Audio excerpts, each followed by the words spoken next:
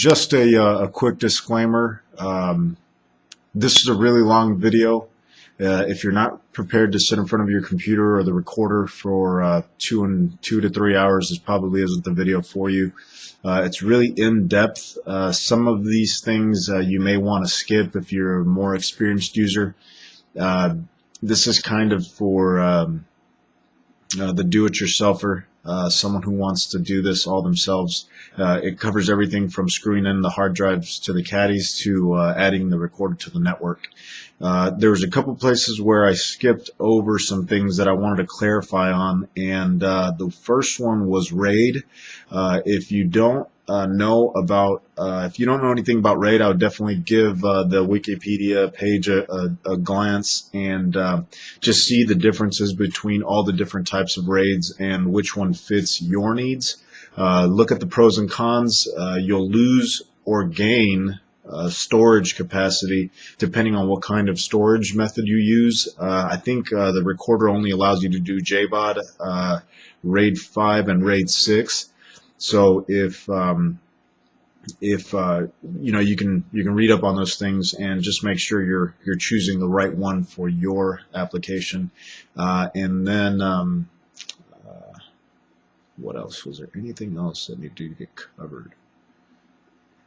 Please visit our site.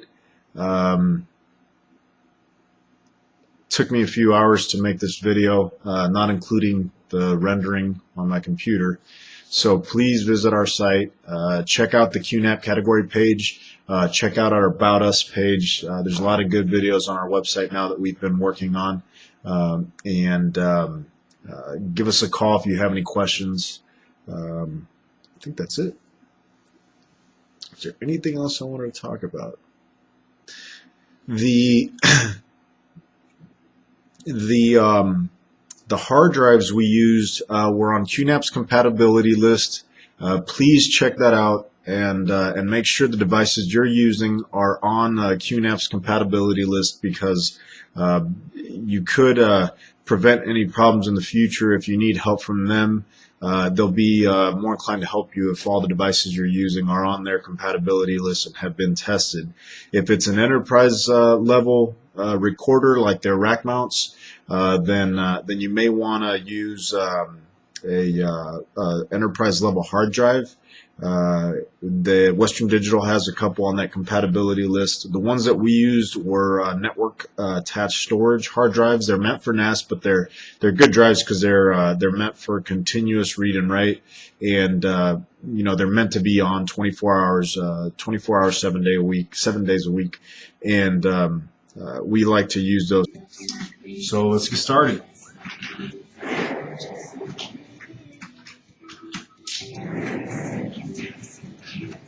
If you guys are wondering why I'm wearing these funny doctor's gloves, it's because only noobs touch enterprise level surveillance equipment with their bare hands and leave their fingerprints all over it. So if any of you guys are going to be doing this, be sure to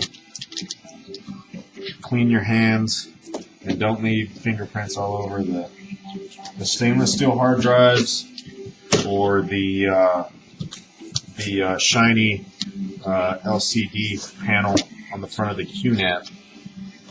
And in a moment, I'll reposition the web camera so that you guys can see the front of the recorder, and I'll set up a monitor so that we can walk through the installation process and do a step-by-step tutorial. So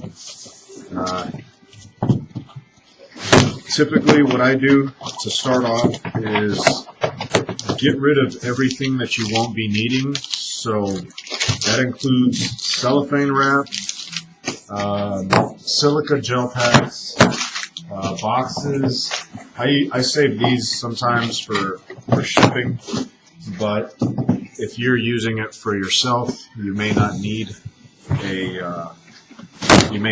keep the box. And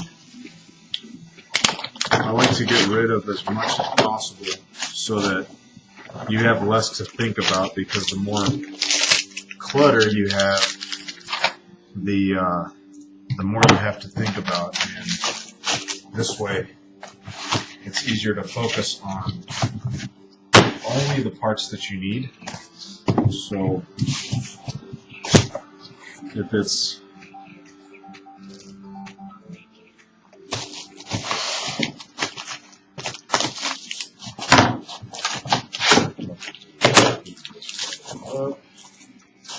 just skip all of the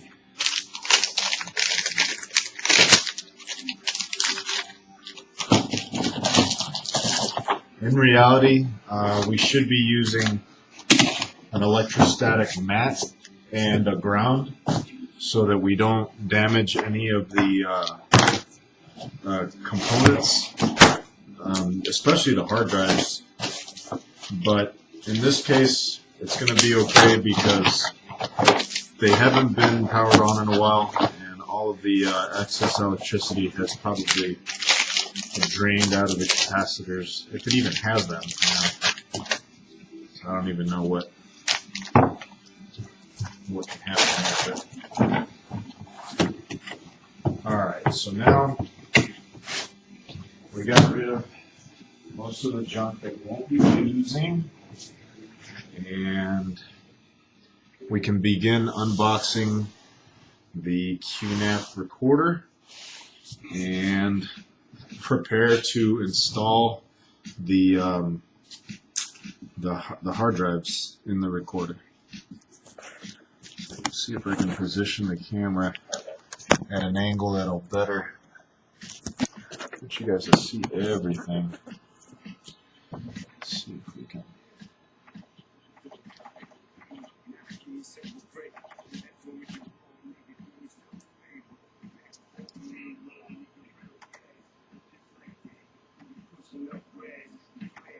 As you can see, this is a VioStor VS. This is the 4112, and this is actually the new version. I haven't had a chance to open or use these new recorders. It used to be the 4012 and the 4008 and the 4006 or 4016, I think, if I'm not mistaken. But now they've come out with their new 41 series, and as the picture shows, this is a 4-bay NVR, and these hard drives will be installed in each one of those bays. And as you can see, it comes in a nice, really nice glossy box. There's a couple of marketing pictures and a bunch of marketing terminology on here that probably don't. These one good thing about these is that it has HD local display, and they used to only be able to do. They only had VGA out, although it could do 2 megapixel or 1080p resolution. I think that was the maximum, or there was some kind of limitation there where the VGA port could do high definition, but it would only go to a certain resolution. But now it seems that these have been upgraded, and there's an HDMI port. So let's start opening it up. So what do we got here? Power cord.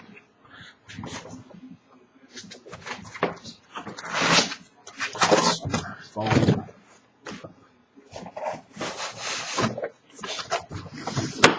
What we got here?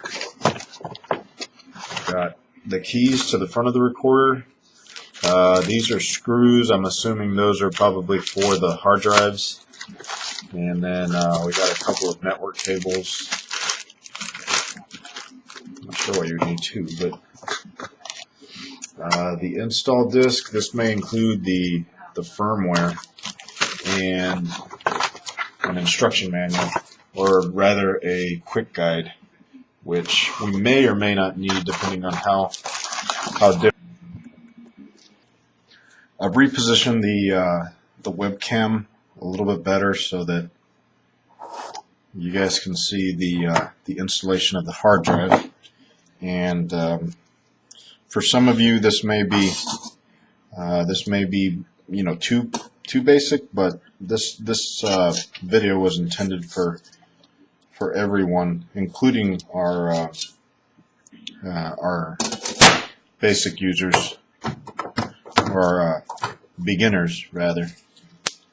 And it looks like the screws for the hard drives are going to go from underneath, and typically in hot swappable enclosures and that type of thing, they will go on the bottom so that the screws don't stick out on the side and scrape against the inside of the recorder and get caught up somewhere. So what we want to start off with is getting the screws for the hard drives.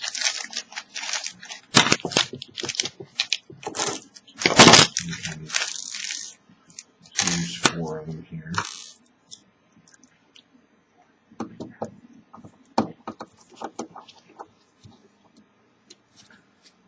And just like if you were putting a tire on a car, you don't use a full amount of torque until you've had a chance to set each one of the screws. That way they don't go uneven and the caddy is nice and seated properly instead of unbalanced. There's some ridges here on the inside of the caddies that it looks like where you can actually seat the screws and prevent it from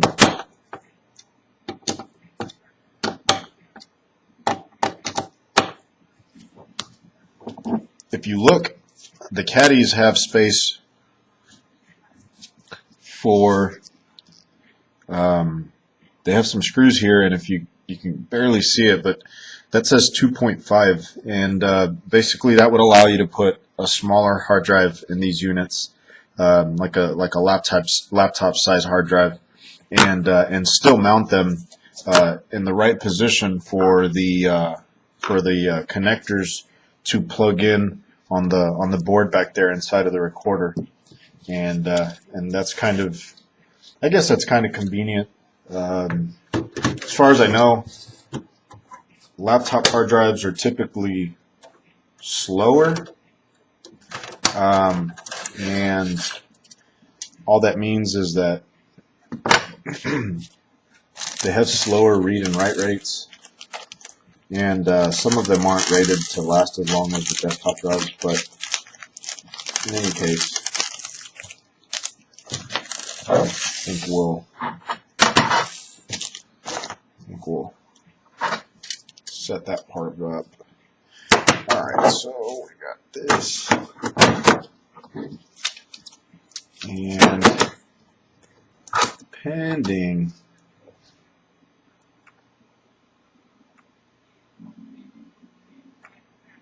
depending on how long it takes to do this, I may fast forward through this on the video, since I'm basically doing the same thing over and over again for 4 drives. This is all we'd be doing here.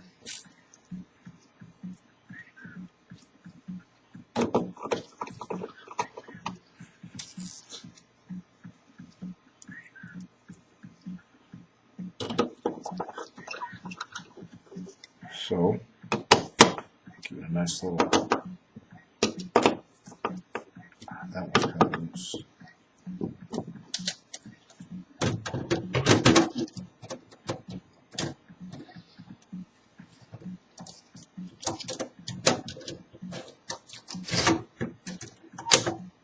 Don't ever force the hard drives into the bay. Don't ever force anything into the bay. If it doesn't slide in smoothly, it's because there's something wrong. There's rails inside of the bay that lets you slide these slide the caddies in. So if you get any kind of friction, stop what you're doing and make sure you have it seated correctly. Make sure you're putting it in the right direction, because you can damage the recorder, you can damage the hard drive, you can damage the caddies. It's best just to take your time recording the or installing these.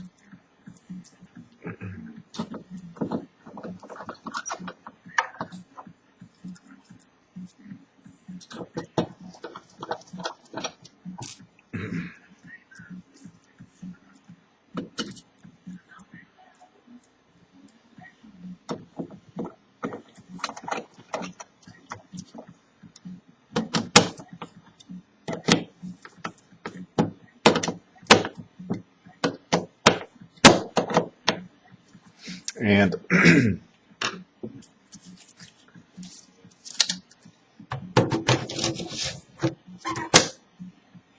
this is a screwdriver. Well, let's save that part till the end. That way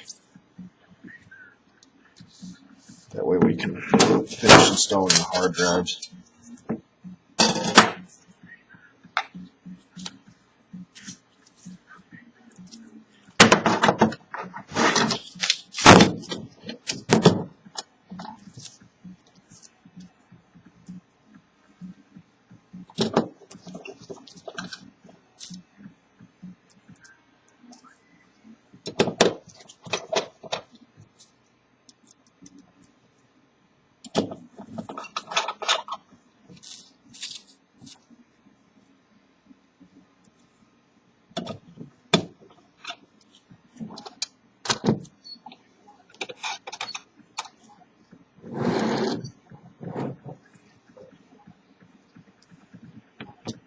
Sorry about that.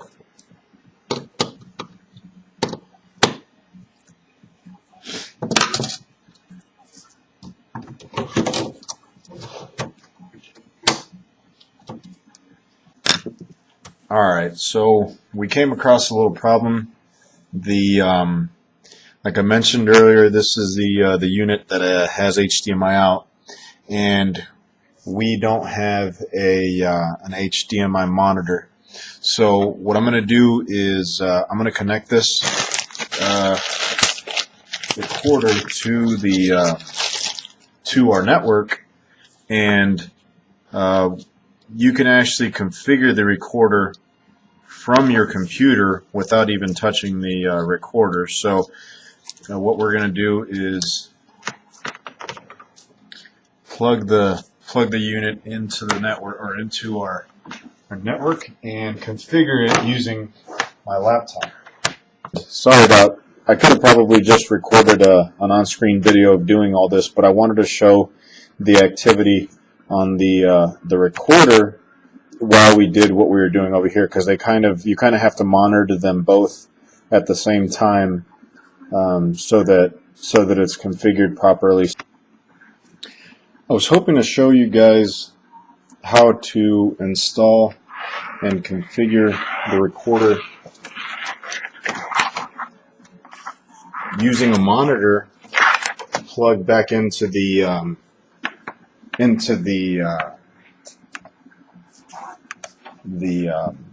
recorder itself, and configure it straight from the QNAP's configuration wizard. Unfortunately, we don't have a HDMI monitor, and I couldn't find an adapter, so we'll have to configure it from the computer or from the laptop. And I like it a little bit better this way anyway, but some people, may prefer to use the wizard, but really both ways will do the exact same thing and set the unit up for you for first time use. So what I did was I grabbed a 3-foot patch cable, and I plugged it into the back of the recorder, and now all I'm gonna do is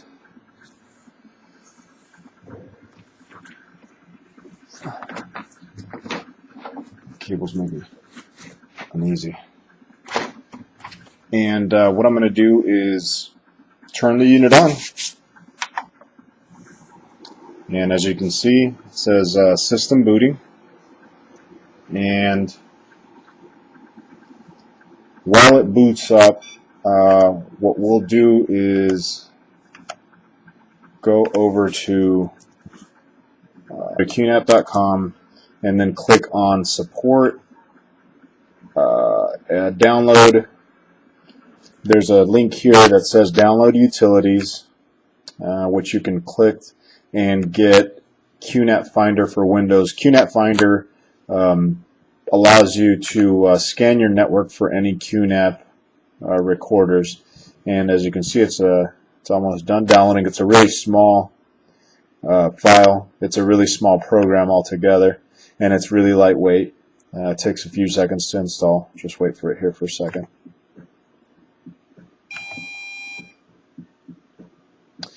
If you look on the recorder, it's asking to configure the disks in RAID 5, and it's basically asking if that's what you want to do. What I typically tell people to do is just configure it as just a bunch of disks and let it be all one linear volume instead of rating it, unless it's mission critical. If it's like a hospital, or if it's a prison, or if it's you just want the redundancy, then you can use RAID 5. But the hard drives are pretty good, and they normally don't fail. So if you want to get the most out of your hard drives, I would just use a linear volume. If you want the redundancy, then you can do that too.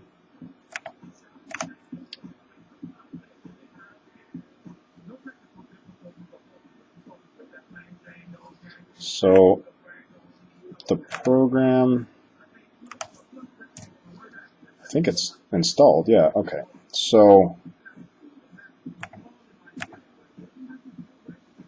I just allowed it access to our network, and then the QNAP Finder wizard already detected the recorder, and you can actually assign an IP address. But if you have DHCP set up on your router on your network, it'll automatically assign an IP address, and then you can configure it later if you want.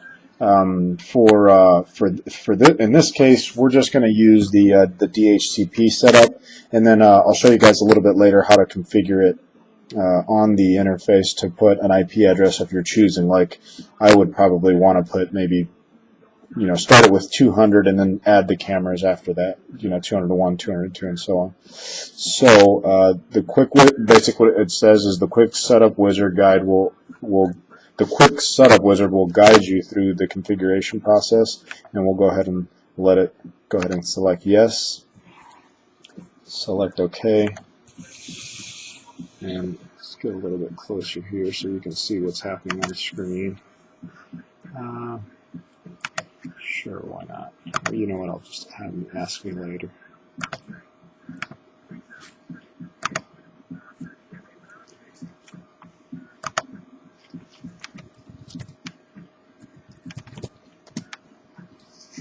Alright. The default manager, or the default password to that little pop-up screen that you just saw, by the way, is a different program. It has nothing to do with the install. But the default username and password for QNAP recorders is admin, all lowercase. And I just typed it to make sure. I didn't want to tell you guys that before I made sure, and it was. So right now what I'm downloading is the ActiveX control, which will allow us to see the interface of the recorder through our web browser. Just keep in mind that it only works with Internet Explorer, and you can't use Chrome, or as far as I know, you can't use Firefox either for viewing it online. But what it's doing now is installing the installing the software and required to view the recorder.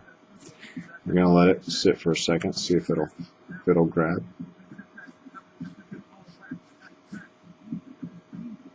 Give it a second to think. A lot of people will get frustrated and start refreshing their page, or go to a different website, or they'll try to cancel it together. As you can see, it'll eventually pop up. Make sure you let it finish installing the ActiveX control before you try to go anywhere else. Otherwise, you can basically corrupt the install, and then you'll have to go and manually remove that add-on and then redo it again, and that's just a pain. So if you do it right the first time, you won't have to mess with any of those things. Just make sure you give it some time to install the ActiveX control, and it'll eventually pop up. It takes a few seconds. Sometimes it seems like it's not doing anything, but don't try to rush it, because it's just thinking. So what we'll do now is this is actually the interface of the recorder. This is where all your cameras will go once it's set up, but right now we're not done setting the recorder up, so we're going to go ahead and set it up first. That way we can start adding cameras. And once you select, go ahead and or once the QNAP Finder finds your recorder, it actually opens up automatically. You saw earlier, it'll open up an Internet Explorer window automatically and navigate to the IP address that the recorder was assigned. So when the recorder was originally turned on, it grabbed an IP address from your network, and then QNAP Finder went and scanned for it, found it, and then opened up a Internet Explorer window with the address there. So what I had to do at that point was enter in the username and password, which, like I said, was for default it's admin, and then it gives you the option to install the ActiveX control that you'll need to view the interface of the recorder. So right now we were in the monitoring part. This is the first window you'll get, and this is the monitoring part of the recorder. This is where all your cameras are. You can see that there's a bunch of buttons which will allow you to do 4 different cameras. You can do whatever that is, 6 cameras with one big window open, and so on. You can do 9 small squares and such. So what we did, or what we need to do, is go to the system configuration page, where you'll be greeted by a quick configuration wizard.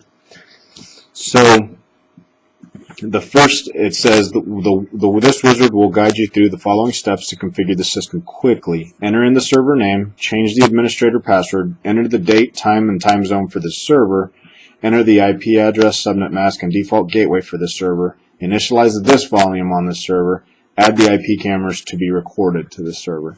So the first thing we'll do is click continue, and then we're going to name this recorder, we'll name it assigns these D4, D9, D8 numbers by default. I'm not sure what they mean, but I have a feeling it may be like a release number or something like that. But what we'll do is call this one, we'll call it corporate. I believe this customer said this was going in his corporate office. You can change this all at a later time. For this one, we'll just call it corporate. The default password and username is admin, so we'll stick with that for now. The customer can change those at a later time. For now, we'll leave it as admin, and select next. Password, verify password, admin, and then we're going to enter in the time zone for this recorder, which, let's see. Let's see it there for a second.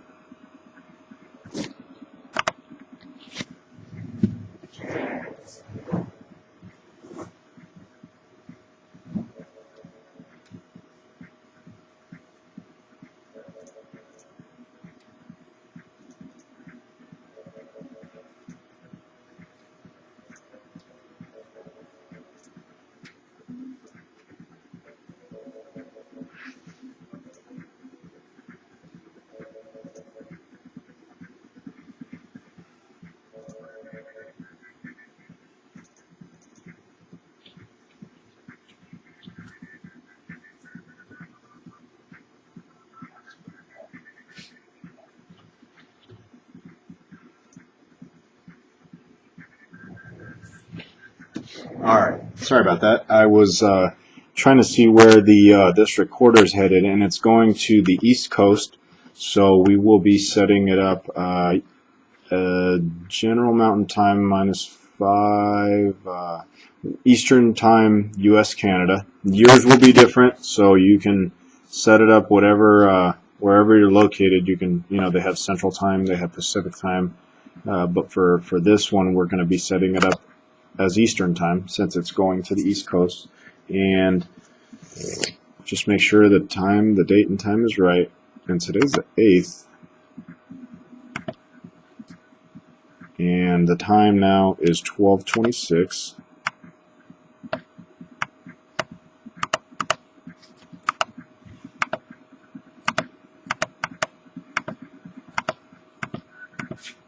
So looks like it's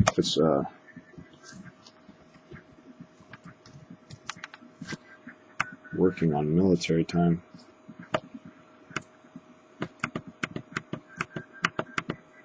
So it's 12:27, and actually it's like 12:22. I set my watch a little bit faster so I don't.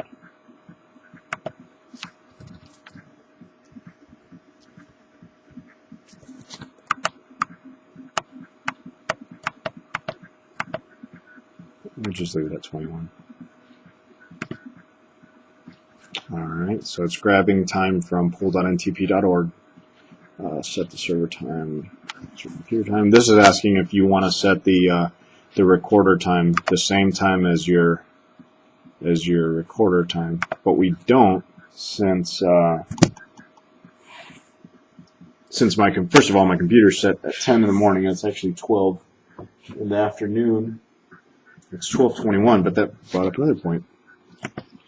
This is, so it's 12 here. It should be 1 o'clock over there in the on Eastern time. So we'll do 13:21:54, and then in this case we'll be obtaining the IP address automatically by DHCP.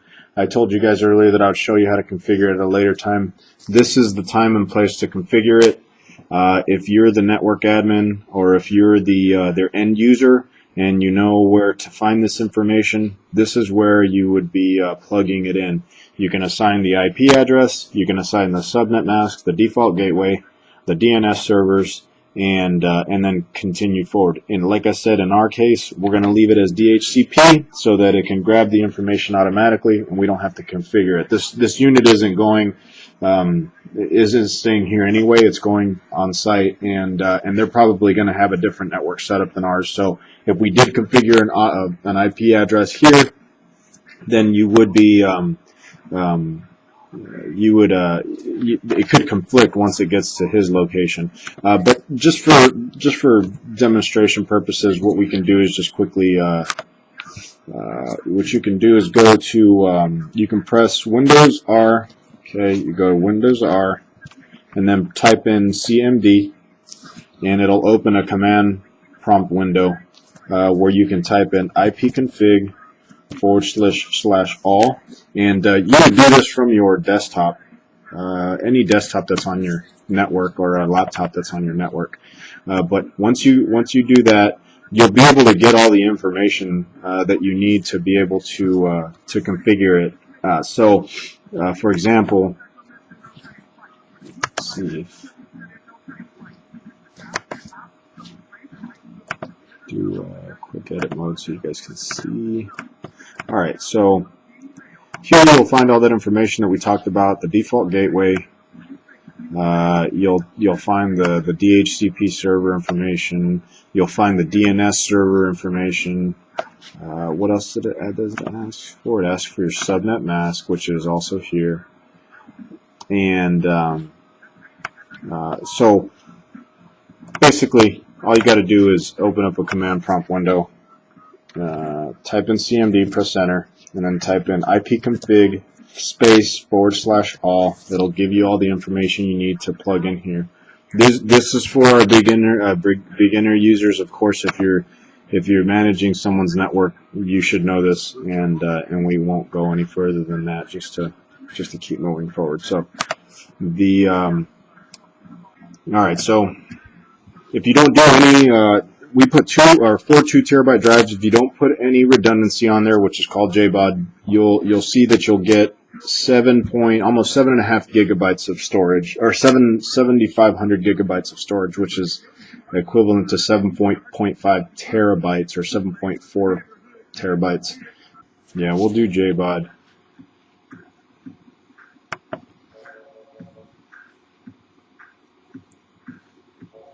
And at this point, it's asking for cameras.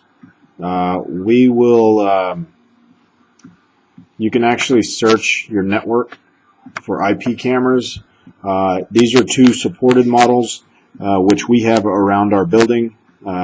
This might be the hallway, and this might be the reception area. So what we can do is we'll go ahead and add one just for tests. If your camera doesn't come up on the search feature, the search function, then you're going to have to enter this information manually. Just because it doesn't come up on the search function doesn't mean the camera isn't supported. It just means that the built-in scan tool may not be able to scan for it yet. So in this case, I was able to find the 2 Vivotech cameras that we have on our building. I think we have other ones, but yeah, we have a couple of other ones, but didn't find those other ones. So we'll be using the Vivotech camera for this example, and go ahead and continue. And it's saying that we're finished.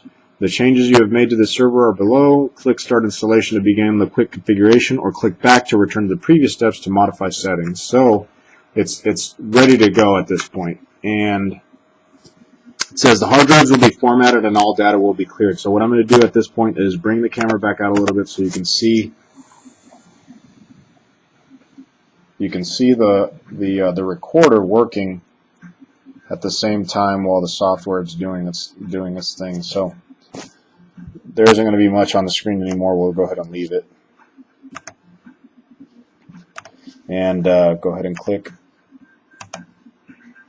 yes to that question, which is the hard drive will be formatted and all data will be cleared. Are you sure? We'll go ahead and select OK.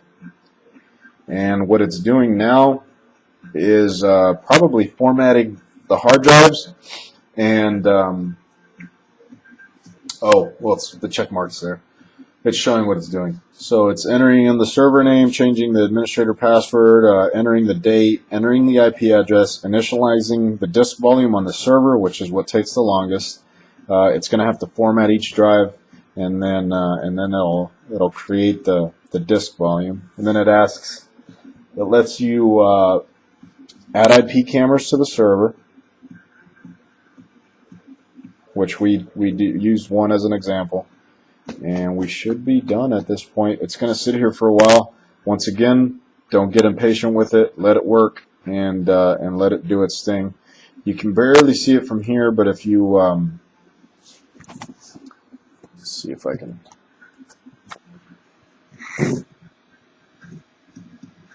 I can't tip the camera too much without disconnecting it. So, but if you look at it, you can see there's a green activity light.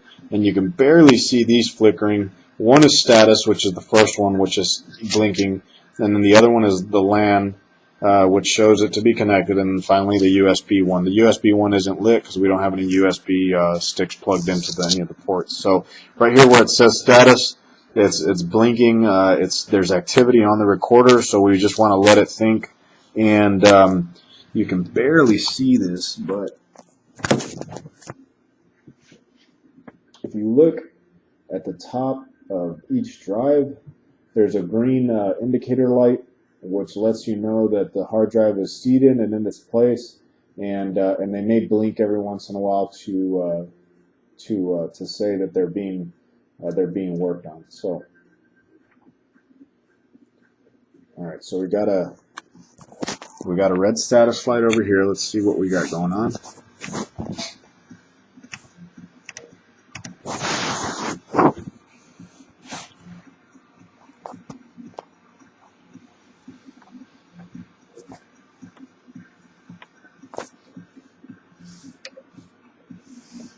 saying the system is initializing, and we're going to let it think for a while.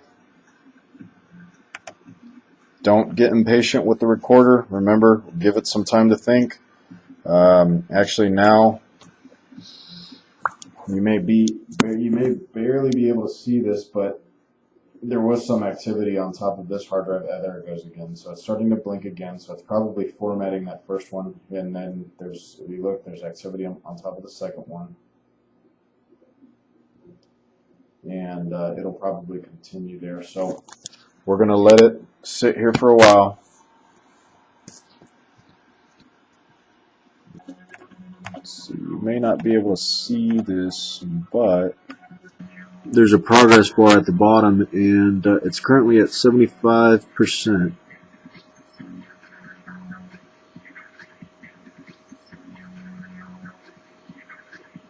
And it's still working. You look at the interface of the recorder. It says system initializing, and it's still showing a red status light. This time, though, the fourth hard drive is lighting up. It used to be number 1, then it went to number 2 and 3 and so forth.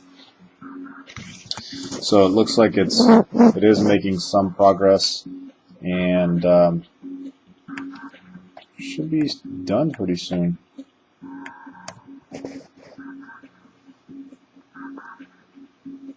We'll keep watching it.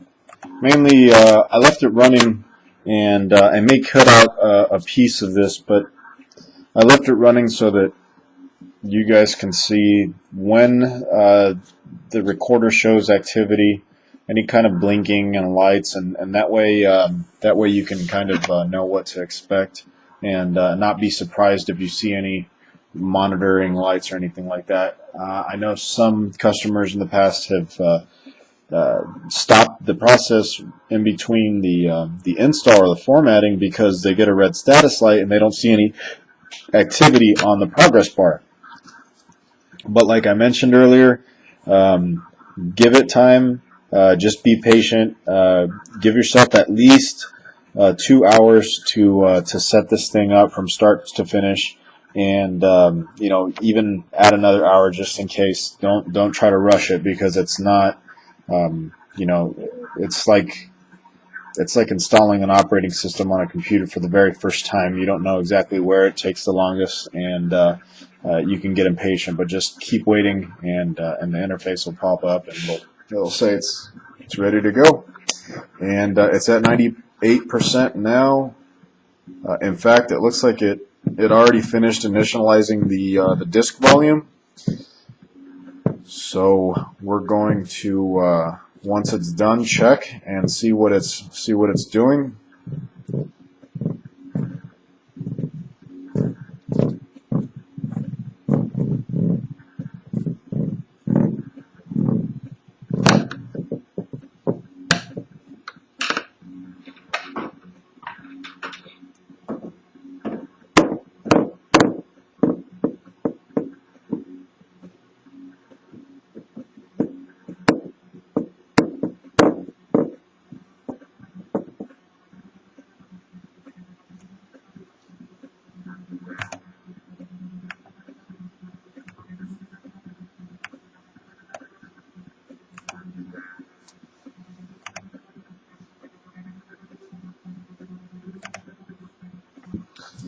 Once again,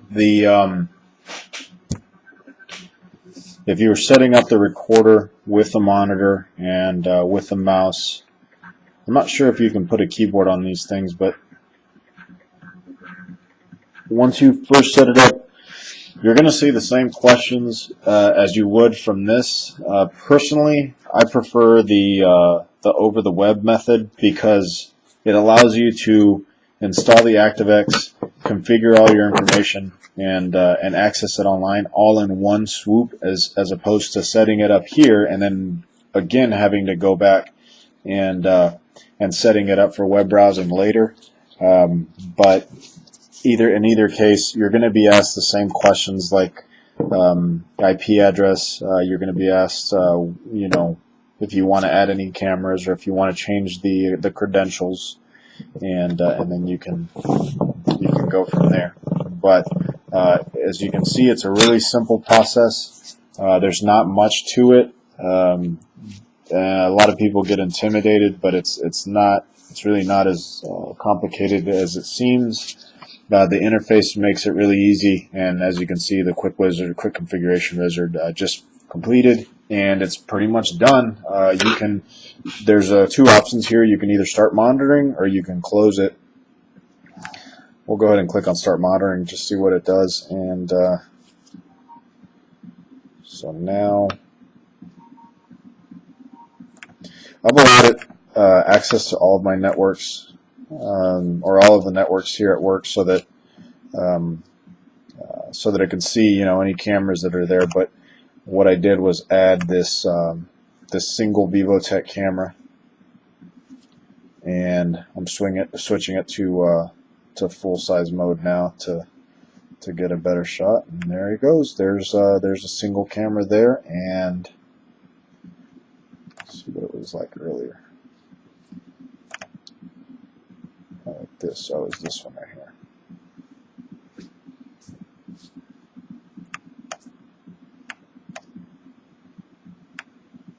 And here you have your interface. Here you can disable audio.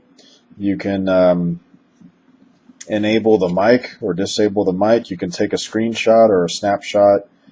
If you're doing manual recording, this is the button you would use to start it and stop it. You can do digital zoom, optical zoom. If you have a PTZ camera, this is where you would control it. Since we don't have any PTZ cameras, we won't be using that function. That may be a server list or something. This is, like I said, it's a new interface. I've never had a chance to play with it, but here's your camera tree. It's set at 19 frames per second, and this camera is a 2 megapixel camera, so I would typically put it down to like 8 frames per second or so, but 19 frames per second is kind of high for a 2 megapixel resolution camera. If you go to the bottom of your camera tree, or I think at any page, let's see what it does. If you go to the bottom of your camera tree, which you can access by clicking this box with the circle here, you can go to the very bottom, and that was the wrong one. I think it's configuration list, or camera list rather. Oh no, it's on the home page. Sorry. On the home page, on the home page, if you go to the bottom of your camera tree, this is where it lists. I'm going to go ahead and take this camera off since this isn't for us. I'm going to go ahead and remove, and go ahead and click yes. And now there are no cameras listed on the recorder. But if you go to the very bottom, you can check, and it'll tell you you can record up to 7.2 terabytes of storage, and that's pretty much it. Don't forget to visit our website, www.a1securitycameras.com. We'll be putting more of these tutorials out, but please give us a visit on our site, and check out our About Us page. You'll see more videos and more information. If you go to the category pages, you'll see videos for each of the manufacturers, and we'll be putting more of these out as we can keep going as we go along.